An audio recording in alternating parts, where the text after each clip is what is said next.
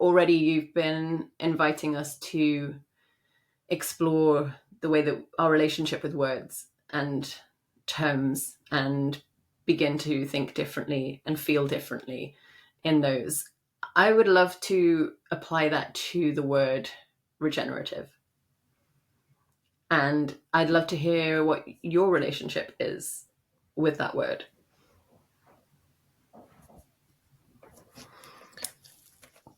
Regenerative. That's a good word. I like any words with re, because re implies non-linearity. So to regenerate, something had to be generated in order for it to be regenerated, right? Similar to the word resource. So what we're doing right now with what we're calling resources they're not resources, because if you don't take what you extract and put it back into the source, it's not a resource. It's just a source, So even if you're eating food and then you're going and creating harm, that food's not a resource. That food's just a source. So regeneration is enabling the propensity of creation and life to move through you to the degree that you revitalize that life force that is caring for you. Because the fact we even get to have this conversation today, I don't get to do that without water and all of the water I've ever drank, all of the food that I've ever eaten, most of which have been cultivated and cared for by cultures for thousands of years around the world, like the tomato, which some people say come from the Andes, which the Nahuatl people in Mexico cultivated and cared for. And then when the colonizers came and made it to Mexico, they brought it back to Europe. And that's how pizza happened in Italy. But the pizza doesn't happen without the Nahuatl and the farmers of Mexico or Peru. So I don't even get to have this conversation without all of those cultures, all of that lineage. I don't get to have this conversation without the metals, the stones, the things that get to make up our technologies, right? So regeneration simultaneously is being able to look at things in an interconnected fashion and seeing that, as John Muir says, if you pull one thread, you find it tethered to the rest of the universe. Or as Thich Nhat Hanh says, when I touch a piece of paper, I see a cloud. That's my understanding of one level of the regeneration process, is that we start to view things in a relational capacity to the extent that we can sit in the complexity of the simplicity, which is called grace. And then work in that fashion, utilize our own skills and our own threads in that capacity to weave it in. So regeneration for me is a multidimensional process. There's the physical regeneration, which a lot of people like. Rewilding is one of these things, ecological restoration. People say renewable energy. It's not renewable. There's a lot of different things that are coming on the physical realm. That's mostly where we live as humans, because we've become obsessed with the visible. And this is why the discussion around mindset so many times is pushed away, because we're obsessed with things that are visible. And we think that if we change those things, then that will change. But we know that if we change the outside of our house, that's not going to change the smell of the food that we're cooking from inside. Just by changing the shutters, it's not going to work. So there's the physical dimension of regeneration, which is relating to the ecology, soils, all of this sort of stuff. And that's basically where the consensus is right now around regeneration, from what I've seen. I then bring it to, there's a mental space of regeneration. How are you continually garnering inspiration and obtaining states of peace and contentment in your mental state? Are the systems enabling that, or are the systems creating distraction and harm and anxiety and depression and all of these other things. That ties into the emotional state. So how are we emotionally regenerating? And then spiritual, spirit being energy. And as I've mentioned before to you, we can't cherry pick quantum physics. There's a lot of people who just want to change the physical world, not knowing that the physical world is informed through what we would call the invisible or the spiritual world, which is energy. I mean, Einstein's described this. Every single physicist at CERN knows this, that the physical world is made up of energy. Yet, whatever we start to look at the energy stuff, it becomes strange because we can't see it, even though we're literally seeing it. So regeneration for me has to touch upon all of these and enable them to move not only circularly, but spirally. And I can get into these terms if you want me to, but I want to highlight something, for example, is that like the circular economy is a really big thing, right? It's starting to turn into a big thing, but it's operating linearly. Like we're building the circle, right, of from the creation and the use and the decomposition and the reuse, but it's still on a pursuit of linear growth upwards.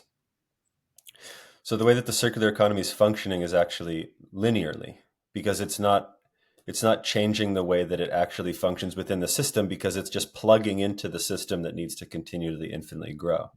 So that's not really a regenerative approach, for example. So that would be a circle. A spiral is something that continually evolves. A circle doesn't really evolve because it's just around and around in the same place. But a spiral evolves by moving and retouching a place from a different angle, from a different purview, and therefore not really being in the same place, which is the state of evolution, which is the trajectory that human beings are on, right? But right now we're just trying to, I think, make it so we can live here, because we've kind of forgotten how to do that. I'll pause for now. Yeah, well, actually, I think it's kind of really interesting how you brought it back to, right now our work is simply to make it that we can continue living here, and we in the broadest sense. And I think that is kind of where a lot of people who are learning about regeneration, thinking about regenerative practices or regenerative work, one of the real kind of challenges is this sort of reality that at the end of the day, I still have to pay my bills. I still have to support my family. And I think one of the biggest fears is, I hear the call. I hear the call. I know now, and I have to answer this question of what I'm going to do now that I know. But I also have to deal with the reality that I'm in. I have to deal with where I am right now, what feels real to me. And often what really feels real to people is, you know, I may not feel aligned within this corporate structure. I may feel miserable within it. But it gives me a paycheck at the end of every month, and it sustains my lifestyle. I wonder if you could maybe speak a little bit around the financial side of things and around the money side of things, because I think that that is perhaps the biggest mindset shift that people may need to explore. Yeah, that's a really big one. It's a good question. And most people around the world now are feeling that pinch as inflation and all these other things continue to rise. So it's a real question. Bayo Akamolafe says paying the bills is sacred work. I like that a lot. Um, However, part of the issue here is that we have been fragmented.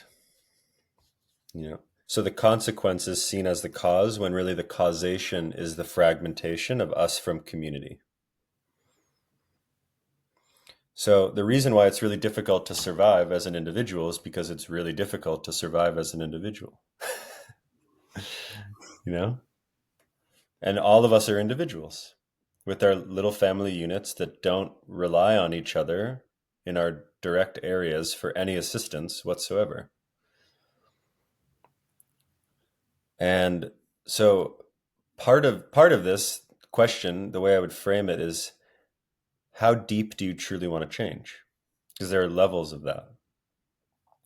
Are you willing to go through discomfort in order to embody the transformation that's needed with the planet? If the answer is no, then you make different decisions. If the answer is yes, then there's really big things that need to change. And that includes potentially giving up some of the things that you have deemed that you need when really maybe you just wanted them. Right? So at least for what I see for a pragmatic state that I often share with people is, let's say you're working at a job that you really don't like, but it pays the bills and it pays $10,000 a month. And you feel really good with that, and you can get sushi 3 times a week, and you have a lot of pairs of socks and stuff. So if you're moving in that direction, yet you feel the calling now, this heartbeat thing that is moving your body and your energy, how do you begin to reallocate or redistribute time and energy and resources from a place that you don't want to be into a place that you want to be? It doesn't mean that you have to tomorrow quit your job and throw a tomato at the building. But what it could mean is that you give yourself timelines, linear timelines towards moves that could help you to shift out of your current place into a place that you want to be, so that you can start to plant and water the seed of where you want to be while you're in the place that you don't want to be. That's one option. The other option is to get really creative, and oftentimes you need someone to help you get creative, which I think is why a lot of people come into Rebiz and these different offerings that I have, is to be like, give me like a new perspective, please, like something to change my mind and my heart and unatrophy it. So another way to do it is you can get really creative within the space that you're in to design the job that you have to the degree that you're able to make it more feasible for you to find enjoyment outside of that job, as well as inside of it. So there are things like people are exploring with different hours, with different work schedules, with different ways that they can redefine their roles, with different anything. So that obviously is staying within the current job and altering it so that you can express yourself more within it. That's another option, but that one sometimes is a little more limited. So you might as well do both simultaneously and water the seed of where you want to be, learn the transitionary and transformational steps to get to that reality while simultaneously altering the one that you're in now, while teaching your children ways for them to go straight to the reality that you wish that you were in. So that would be some of the thoughts I have around that. Yeah, that's so good. Like, that's so helpful. Yeah, I love that. And I think also one thought that came up when you were talking is that the same questioning process or listening process that has led you to the point where you start to question the organization that you're in, the role that you're in, what it is that that organization exists to do, that if you continue to sit with those questions and expand those questions, you may find that making those shifts in your lifestyle doesn't feel like a sacrifice, it feels like you're moving in the right direction, because we can have so much impact in the choices of what we buy and what we give our money to. And you gave the Mm-hmm. example of sushi 3 times a week and lots of socks. you know I've got a feeling that when you really start this process, as you said, in a not in a one-dimensional way, but in a way that really starts with going inside and asking these questions, that you may just find that the socks are not all of that important to you anymore. You got to have a couple pairs. Yeah, let's meet your basic sock needs, but beyond that, I think this is the point, right? That it's all interconnected. It's not just a job. It's not just what you do for work. It's where you buy your food. It's the kind of holidays you go on. It's where you spend your money. It's all connected. Absolutely. Yeah, and sometimes I ask people, I say, if you had tattoos all over your body of the place that you work and the places that you shop, how would you feel?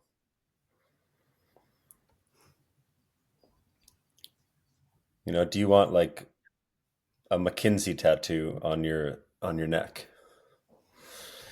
You know, do you want a BP tattoo on your tricep, or one of these grocery stores that hardly could be considered that they're selling food? You know, so think about it like that too. Because that's really what we're doing. Because ultimately, we've just monetized, commodified time. So our greatest resource is our time. Everyone says, I want to spend my time doing this.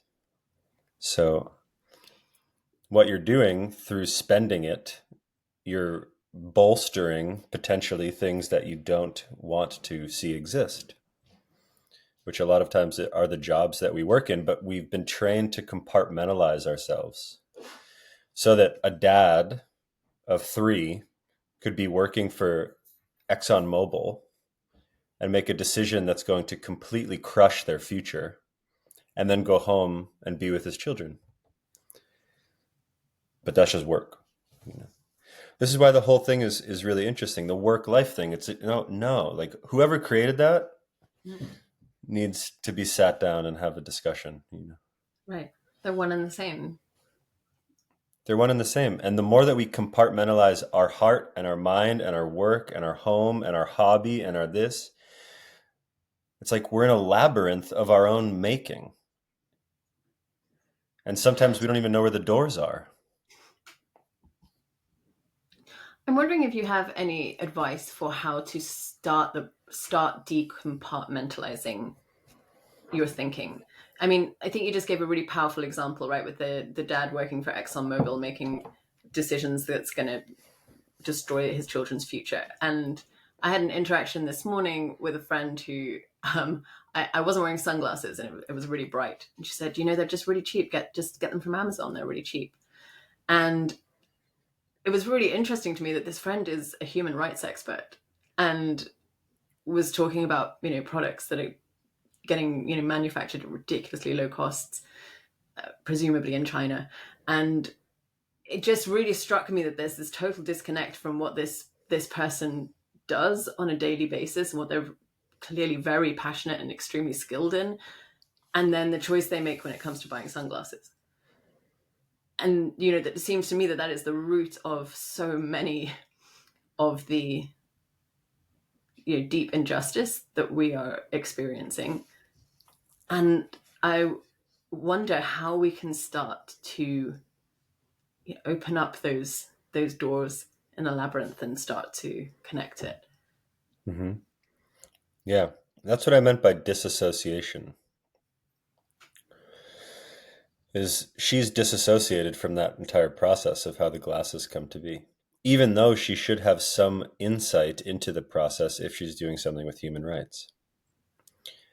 But she's disassociated from the product, from the physical reality that she lives in. She doesn't see the threads of interrelationality and connection, which is exactly what climate is, right? Climate is an abstract term, just like nature is an abstract term.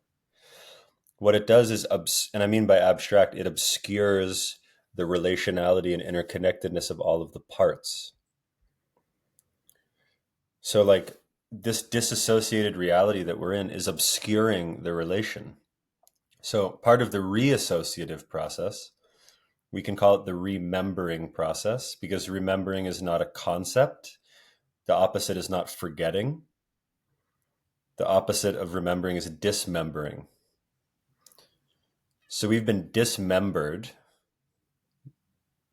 in these processes of life to the degree that we need to remember ourselves into the process. So part of what that could look like, and there are a lot of obstacles and barriers because transparency is not something that is truly top of the docket, maybe like in the way that they frame it or something like that. So how do you actually start to trace and learn about the things that you interact with? The things that give you life, the things that make it possible for you and I to have this conversation, the mug that I drink my coffee and cacao and maple syrup out of. How do I reassociate myself to these things?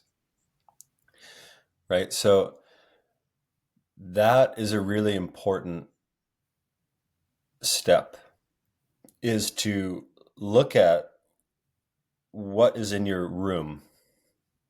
So for example, in your room, there's the shelves and the plants and the frames and the letter and the sofa and your sweater. And so look at all of this stuff and ask, do I actually know where any of this comes from?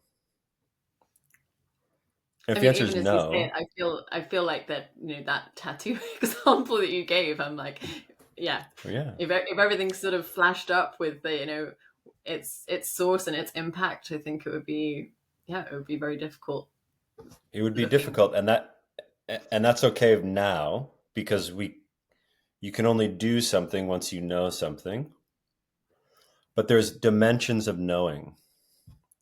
This is the interesting thing, is people might come up to me and they're like, yeah, I know about regeneration. And then I could say two things and they've never even thought about that in their whole life, nor have they even cultivated a thought process to engage with a perspective like that. But they know it somehow.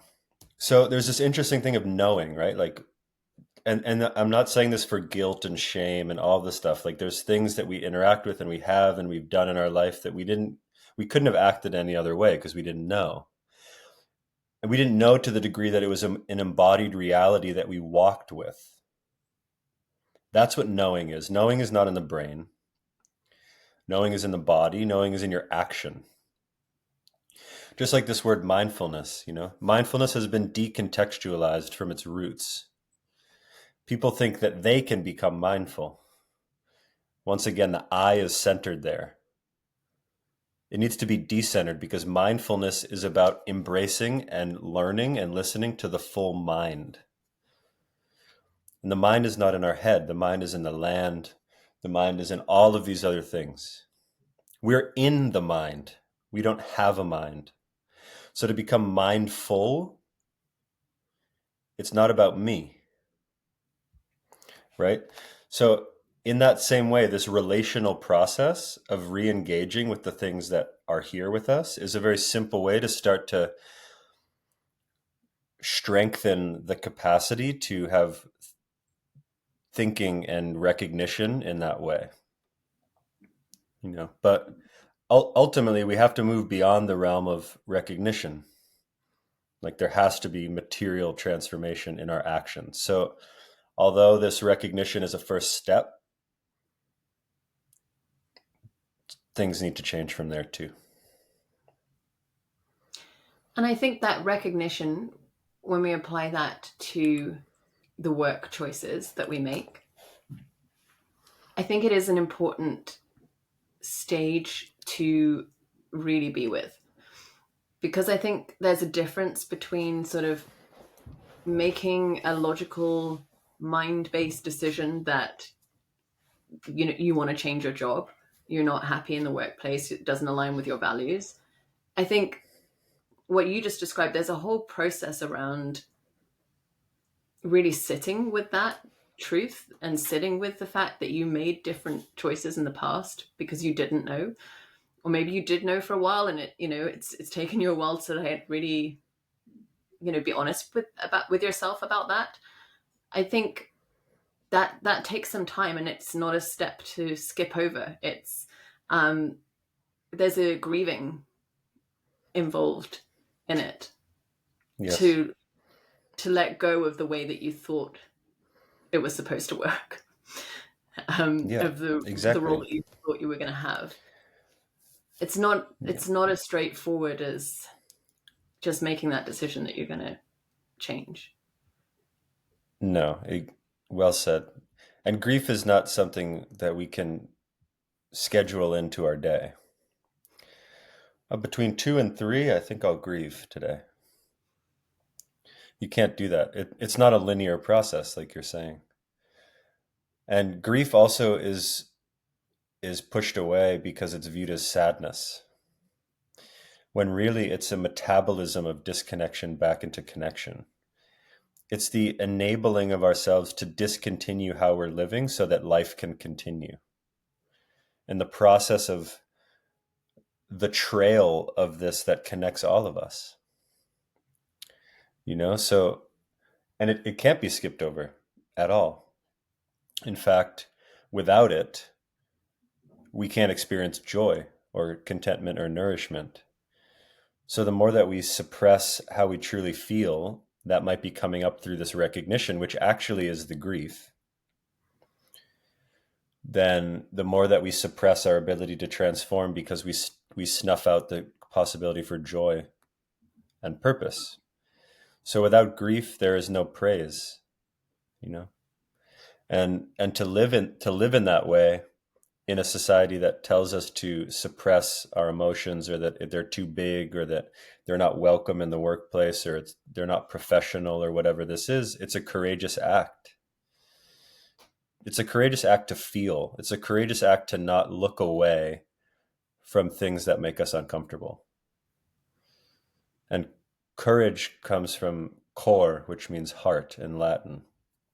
So to have courage is actually a reactivation of this part of our perceptive field, which is far more powerful than the mind. If you've looked into heart math and some of these other organizations, they've measured the perceptive ability of the heart versus the mind, and the heart is far more perceptive.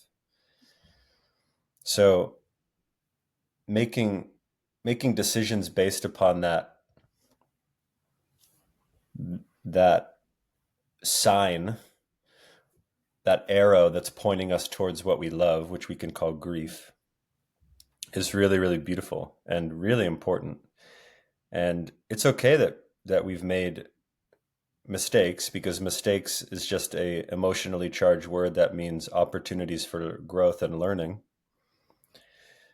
It's okay as long as we look at them, reflect, and then make a different decision. But if we don't, then we're in samsara, and that's not a state that I want to be in. So yeah, grief is really, really important. And this is why sometimes when I go from city to city, I also host grief rituals, or just circles for people to process these things that they aren't allowed to talk about, or that no one in their friend group allows them to share about, because they just kind of push it down and go drink a beer and watch the sports game. So there's a really important thing here. Like, everyone might have a gratitude journal, and people don't have a grief journal, but they're the same thing. As Francis Weller says, they're sisters. So you can't really have gratitude if you don't feel grief, and grief being the impression upon our souls that life makes in order for us to feel. So this goes into a whole nother thing about really the recognition, and these people who are feeling this transition come upon their life. They're pulling out of the anesthesia, because to feel something means that you're lessening the anesthesia, which is a good thing. However, now you're going to be in a different place where you're going to maybe feel a lot. And that's a different thing. It's a different process, but it's a beautiful process, and it's a step in the process. So it's a really good thing. A lot of times people tell me that they're disillusioned, and I'd say congratulations, because disillusionment is a positive state if you don't want to be an illusion.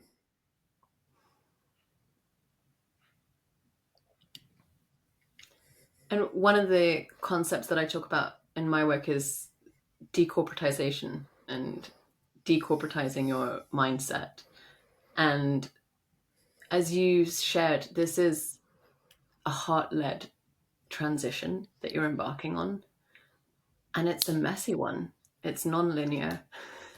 It involves grief. Um, it involves feeling more intensely than you may have done for a long time. It's not meant to be, I often hear people say, I need it to feel organized. I need to feel like there's a logical next step. It needs to make sense to people. And to me, that's a very corporatized mindset, that you Yeah. should be taking the next logical step up the ladder to who knows where that, I don't think that ladder ever ends, right? The ladder that just keeps on going.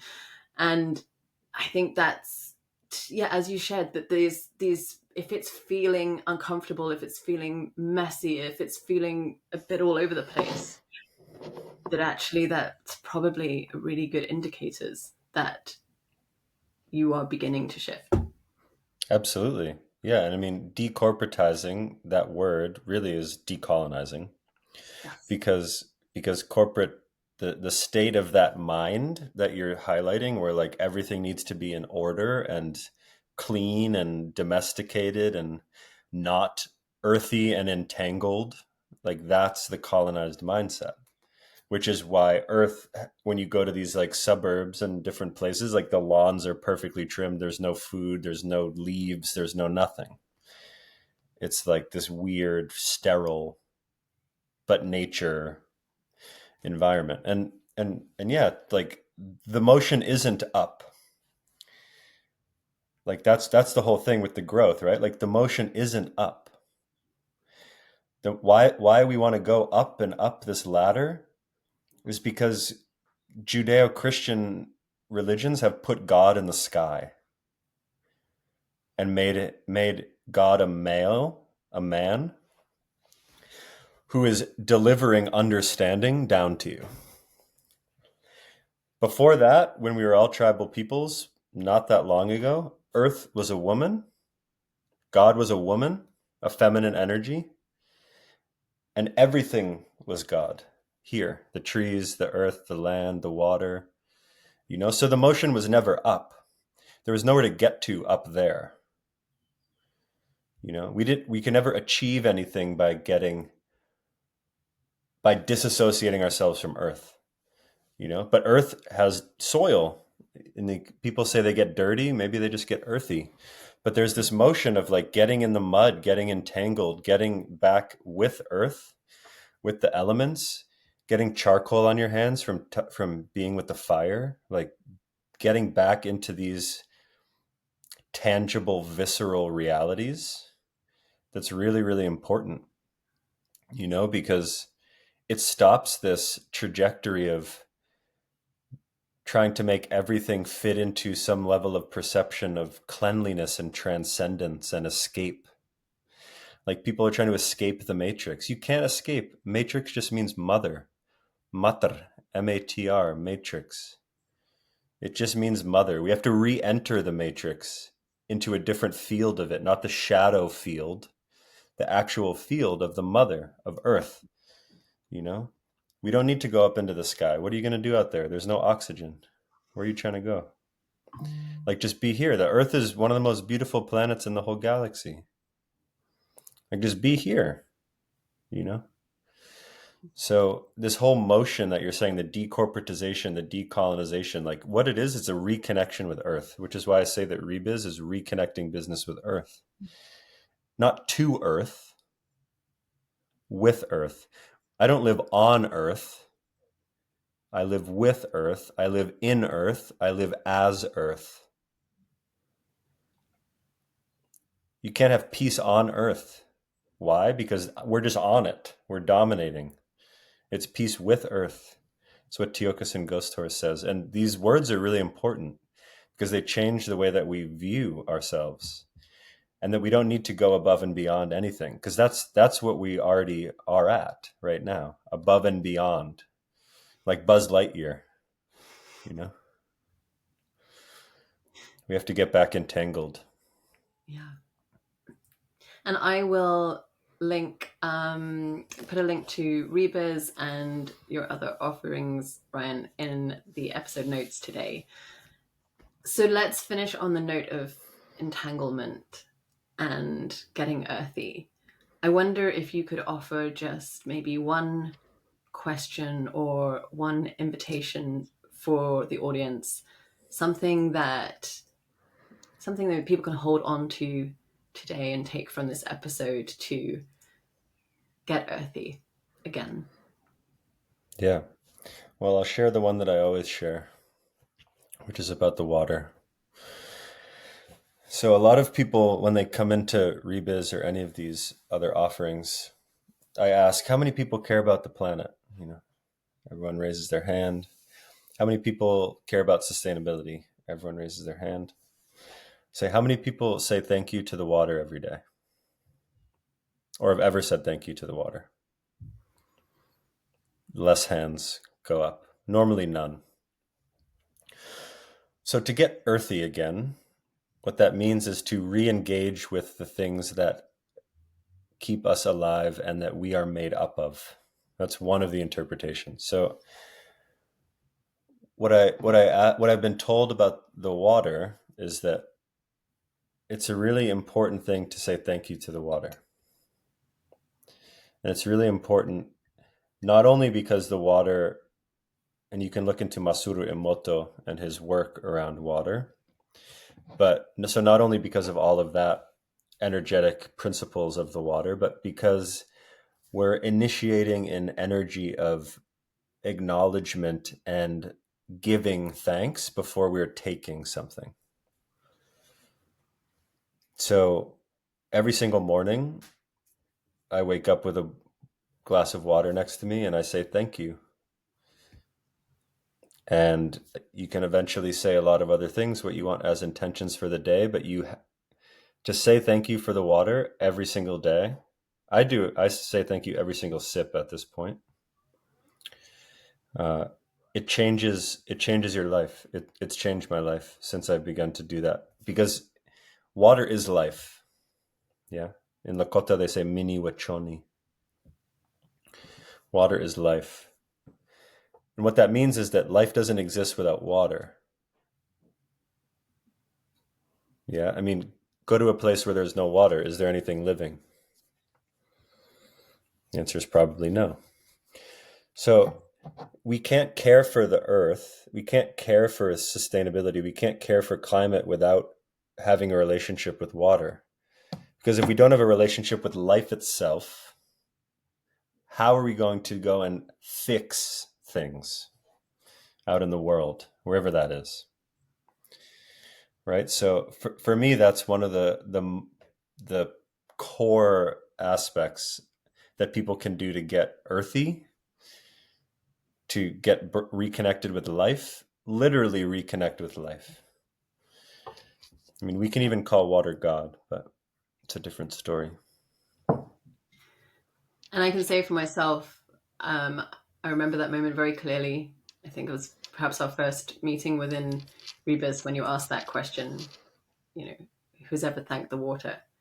And that question absorbed into my body more deeply and powerfully than anything else that we talked about. And there was a lot of deep and powerful material there, but that question just lived inside me. So Ryan and I extend this invitation to you to thank the water. And perhaps you thought that your journey into regenerative work was going to start with a job search or, brushing up your CV, but perhaps instead you could try simply thanking the water. Yeah, And thank you. it's a good start, because the future is not out there. Like it's not a line. It's not somewhere that we're going. It's somewhere that is already here, and by our choices today, we remember that future. So it's start with that. Start with life itself, and then go and take care of life. But start with life first. Thank you, Ryan. Thank you so much for your energy and wisdom today and joining us on the podcast. Thank you. It's always a pleasure to connect, and looking forward to seeing you in the UK soon.